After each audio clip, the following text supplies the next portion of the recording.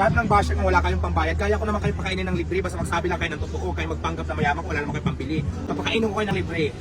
Kung bago ka lang sa aking channel, pakipindot ang subscribe at ang notification bell para update ka sa aking mga ginagawang video. One last question.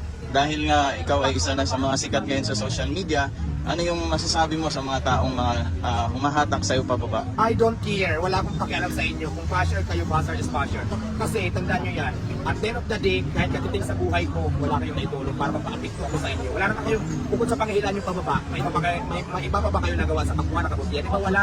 So bakit kayo, bakit iba intindihin? Hindi naman kayo nakakatulong, mga negative people. So out ako dyan.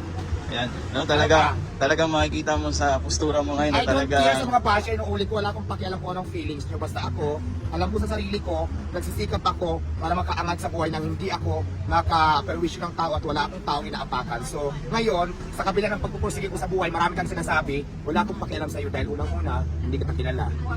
Pangalawa, hindi mo ako kilala. Bakit mo ako pinusgahan? Wala kang karapatan.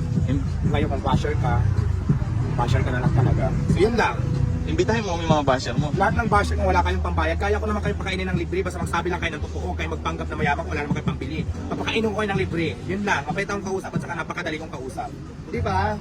Para lang yan sa mga basher ha, yung walang pambili. Libre ko kayo. Baka mamaya dumumog dito eh. Basta basher ha, yung walang pambili. Yun lang. Salamat.